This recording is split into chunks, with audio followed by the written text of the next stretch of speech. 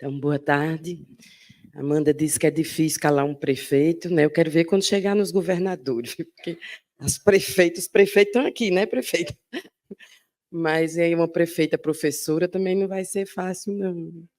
Mas, bom, eu sou Márcia Lucena, né? Para quem não me conhece, a Amanda já falou um pouco aí do que eu sou, e também na mesa anterior, o Vitor, que é um dos meus advogados também, falou aqui, né, o que aconteceu comigo. Eu era secretária do governador Ricardo Coutinho de 2011 a 2014.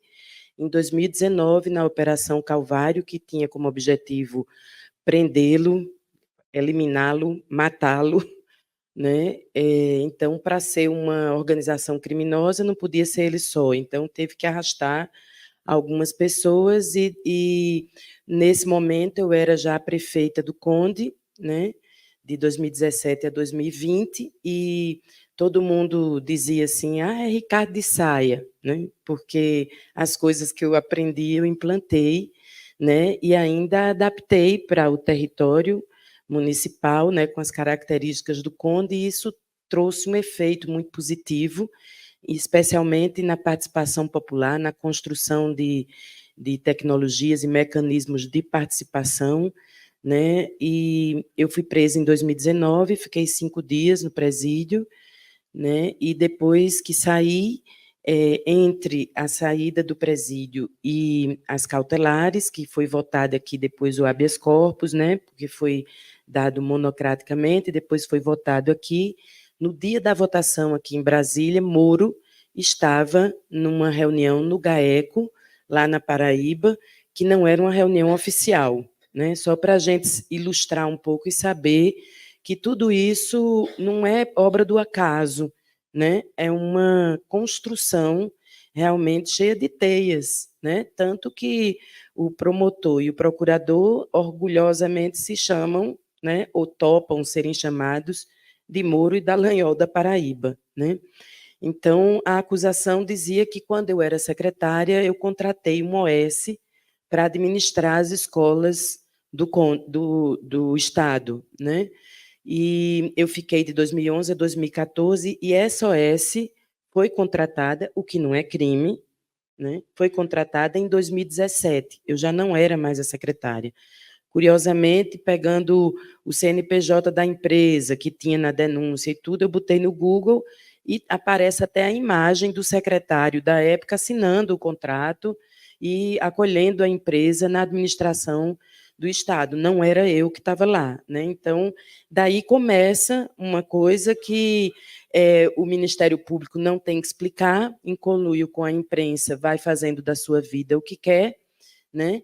E aí, como vai ficando, você não vai ficando calada, porque, de fato, eu saí do presídio, já subi na primeira caminhonete que eu vi, né? Motivada, inclusive, pelo meu pai, que, enquanto eu estava no presídio, fizeram também na calçada um ponto de encontro, né? Tanto que teve até uma mulher que morava na frente, que ela trabalha com serigrafia, ela foi, pesquisou, viu quem era eu, botou minha cara numa camiseta e botou Márcia Livre e saiu vendendo, porque juntou um bocado de gente ali no presídio, e eu escutava o meu pai falando, né? E eu escutei quando ele disse: olha, nós estamos aqui não é por Márcia, nós estamos aqui pela democracia, né? É uma coisa muito maior do que o que a gente está conseguindo conceber. Então, quando ele falou isso, eu também saí do inferno que eu estava dentro do presídio, né? Ali sem compreender, sem entender nada do que estava acontecendo, e aí fui para um lugar, o lugar certo, né? O lugar da luta, né? E isso eliminou o meu sofrimento durante todo o período que eu fiquei, 2 anos de tornozeleira em casa, podendo ir para a prefeitura trabalhar, e isso não tiraram de mim, né? Eu pude, o ano de 2020, ainda bem, porque foi o ano da pandemia, né? Um ano muito complexo, eu trabalhei, né? Podia ir e vir. O meu pai não suportou, não me viu nem tirar a tornozeleira, ele adoeceu e faleceu nesse processo, né? Então, é uma coisa que, de fato, cria uma desarrumação tão grande na vida da gente, que 2 imagens, para mim, se tornaram muito fortes. Uma, antes de eu chegar aqui em Brasília, em agosto do ano passado, que é a imagem de que a minha vida porque a gente vê que a vida da gente é uma consequência dos atos da gente, das escolhas da gente, conscientes ou não, né? Eu estou desafiando essa teoria. A minha vida, nesse momento da Calvário, ela foi roubada. Os donos do poder, o promotor, o procurador e a imprensa, eles roubaram a minha vida e colocaram outra no lugar, uma desconhecida, uma vida de alguém que é capaz de desviar dinheiro público da educação, né? Então, e veio tudo o que atravessa essa vida de uma pessoa capaz de cometer um crime, veio junto. Então, eu acho, por exemplo, como o reitor, né, que tirou a própria vida, e outras pessoas também que a gente não tem notícia, né? Eu acho que, independente de eu ir lá, nos momentos mais difíceis, tirar a minha própria vida, eu acho que, seja lá do que for que eu venha morrer daqui para frente, eu responsabilizo o Ministério Público da Paraíba, o GAECO e a imprensa da Paraíba, que mudou a história da minha vida. E seja lá do que for que eu for morrer, né, não era para eu morrer daquele jeito, naquela hora, naquele instante, porque a minha vida tinha outras escolhas, e não essa escolha que aqui em Brasília, quando eu chego, depois desses 4 anos, sem conseguir trabalho, sem conseguir emprego, vivendo da ajuda de pessoas amigas, de vaquinha, de tudo, da família, né? Então, quando eu chego aqui, que penso que a página ia estar virada, é que eu me deparo com a outra imagem que eu vim ter em todo esse processo, que é a imagem de mutilação, né? Que a imagem que veio na minha cabeça foi de uma pessoa que sofre um acidente muito grave e perde uma perna. E aí não consegue andar sem uma ajuda, porque não tem mais essa mobilidade. Todo mundo vê, ela percebe, ela vê, ela diz, eu não ando porque eu perdi uma perna, eu preciso de uma muleta porque eu perdi uma perna. Eu aqui, depois que comecei a trabalhar aqui em Brasília, que achava que tudo ia correr bem, eu entrei num inferno tão grande de alguém que foi mutilado e perdeu algo que não sabe o que é, né? Então, e ninguém sabe, e ninguém vê.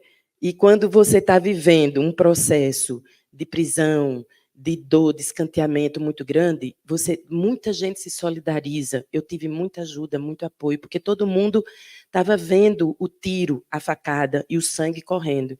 Quando não tem o tiro, a facada e o sangue não está correndo, quando essa ruptura ela é interna, quando esse sangramento ele é interno, ninguém entende a sua dor. Então, ninguém entende por que eu enlouqueci aqui em Brasília. Ninguém entende por que eu fiquei de cama 10 dias, né? Nem eu, avalio os outros. Mas isso são consequências dessa história, né? E aí eu vou para o Conde, rapidamente, tentar chegar no Conde. O Conde é uma cidade vizinha a João Pessoa, 24 quilômetros da minha casa para o centro de João Pessoa. É uma cidade turística, né, coladinha. Quem foi para Paraíba e foi em praias bem lindas, pensa que foi em João Pessoa, foi não, foi no Conde. Coqueirinho, Tambaba, Tabatinga, Jacumã, são praias turísticas lindas, maravilhosas do Conde. É uma cidade que quadriplica o número de pessoas no fim de semana, etc., mas é uma cidade que tem estratos sociais muito graves. Quando eu assumi em 2017, o Conde era a 4ª cidade mais violenta contra a mulher do seu porte no Brasil, né? Quando eu assumi em 2017, 48% da população do Conde vivia em situação de pobreza. São 25 mil habitantes, 15 mil em situação de extrema pobreza, segundo o CadÚnico. 5% da população escolar sabia ler, apenas 5%. Então, isso são estratos sociais muito graves. Mas tão grave quanto é você não ter uma prefeitura, uma sede de uma prefeitura para trabalhar. Então, a minha cidade tem 60 anos. Por 50 anos, foi a mesma família que esteve lá. A brecha que se abriu foi a minha chegada. Agora a família volta, está lá novamente, né, graças à justiça. Porque eu tentei reeleição, estava com tornozeleira, sem poder sair de casa para fazer campanha, e claro que eu perdi, né?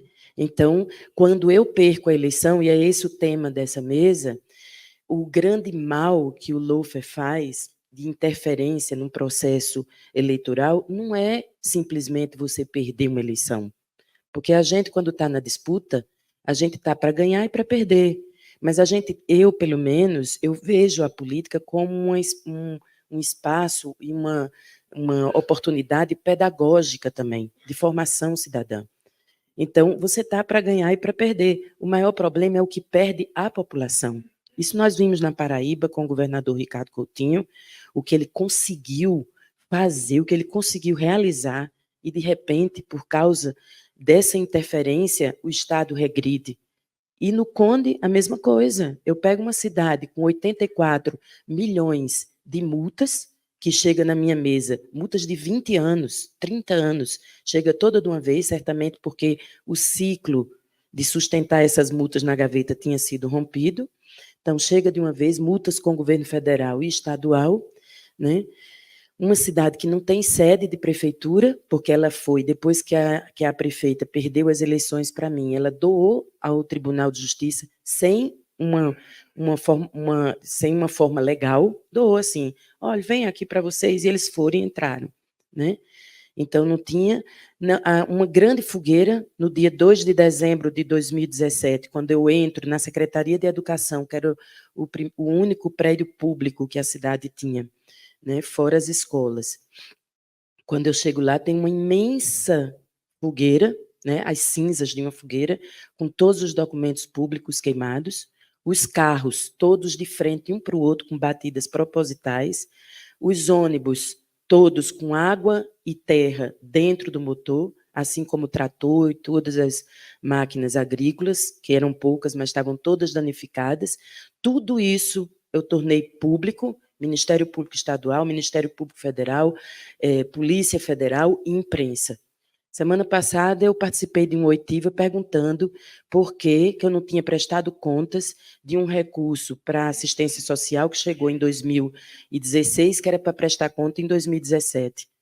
E eu disse para a delegada, eu não sabia.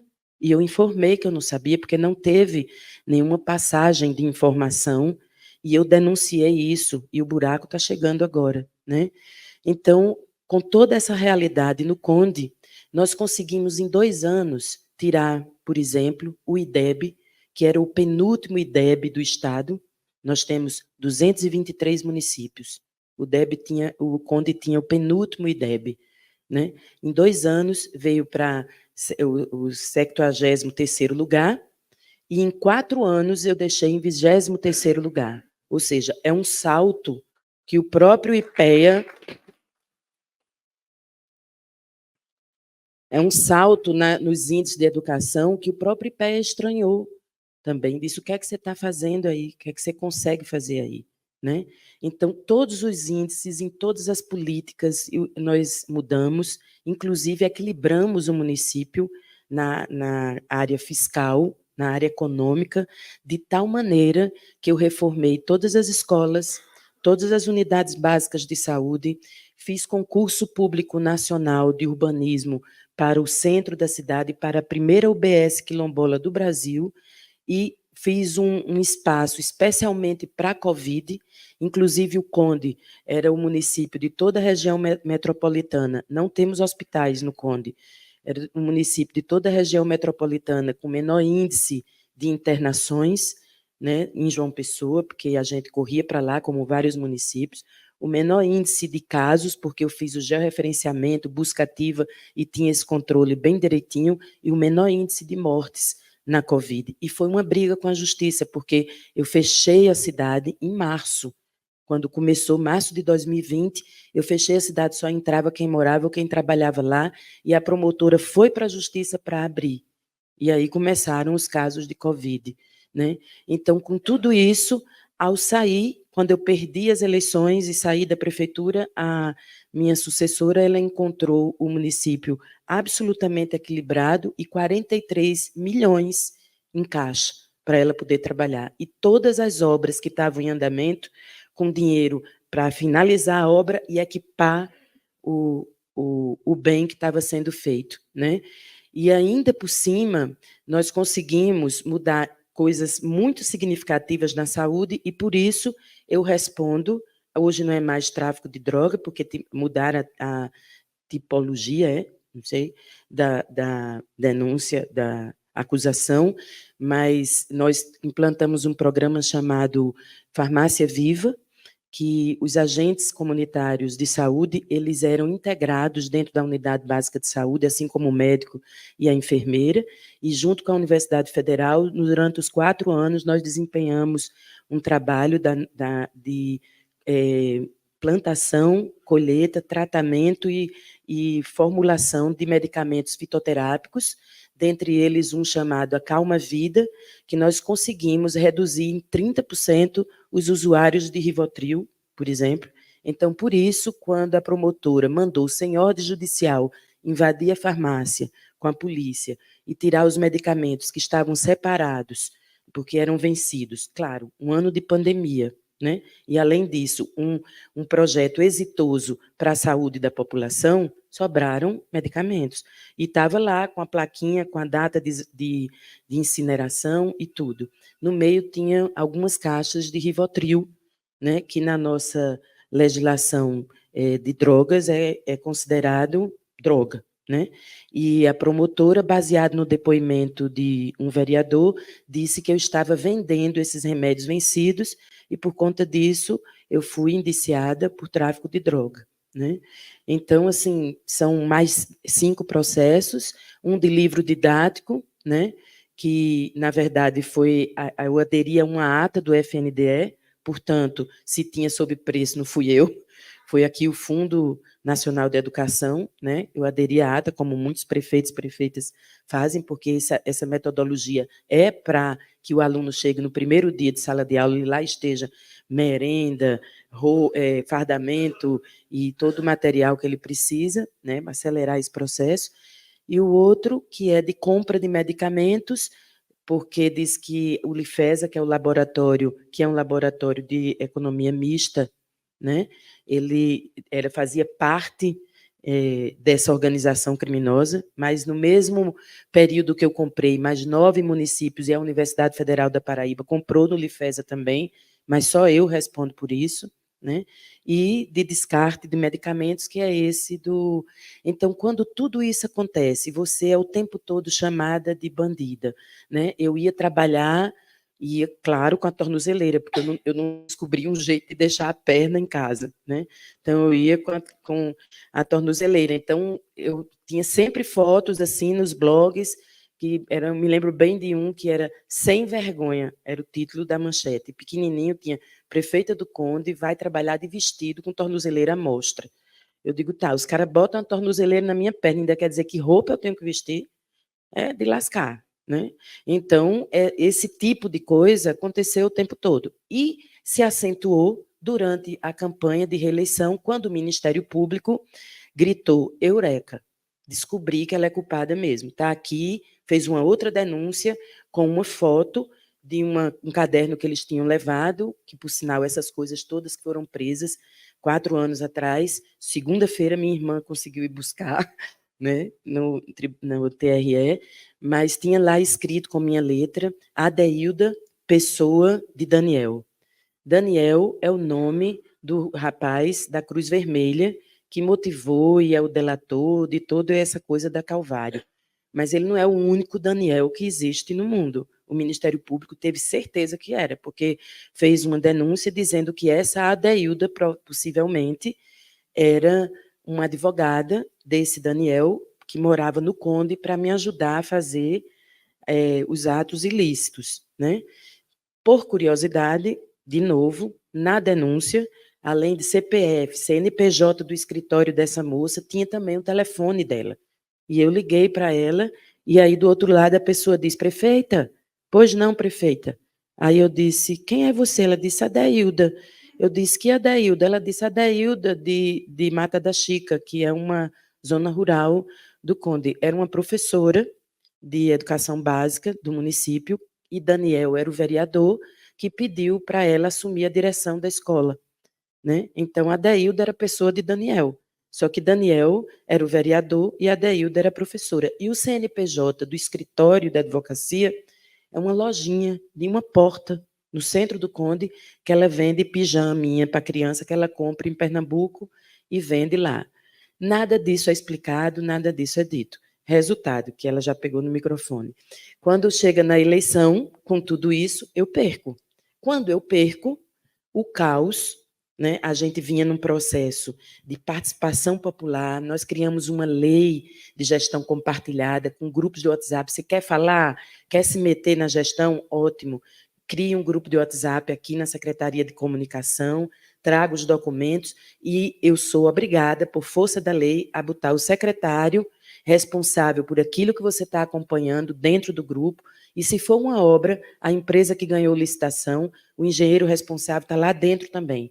Nós conseguimos, com isso, economizar, não fizemos aditivos de obra, concluímos obra dentro de prazo, os médicos indo trabalhar, todo esse processo de transformação e mudança, e eu citei mais aqui educação e saúde, mas isso aconteceu nas outras políticas também, todo esse processo, ele é estancado com uma coisa dessa. E quando ele é estancado, não é só a minha vida que vira de perna para o ar por causa dessa desqualificação sem fim, dessa violência sem fim, mas é a vida de todas as pessoas daquele município. São 3 quilombos, 3 aldeias indígenas e 16 assentamentos rurais. Pessoas tratadas como bicho. O ex-prefeito que foi enterrado há 3 meses atrás, em cima do caixão dele, estava o cipó de boi dele, a homenagem que foi feita a ele, que era o chicote que ele usava para surrar as pessoas em praça pública quando ele era contrariado. Então, foi isso que a nossa entrada cortou, né? Foi isso que a nossa entrada enviesou quando chega no Conde, e a gente consegue transformar isso para uma coisa extremamente positiva. E é isso que está voltando agora. Para encerrar, nós não conseguimos, o município não conseguiu inaugurar a Unidade Básica de Saúde Quilombola, que era para ter sido inaugurada, concluída com 8 meses da minha saída, foi inaugurada agora, no prazo determinado pela prefeita que está lá, porque quem está mandando são as facções. E morreu um traficante e o outro, dessa mesma facção, disse 3 dias de luto no município. Então, não houve inauguração da UBS. Ou seja, todo mundo está perdendo com isso e as pessoas que são responsáveis por isso, elas precisam serem punidas pelo que fizeram a nós e aos territórios dos quais a gente atuou como liderança política. Muito obrigada.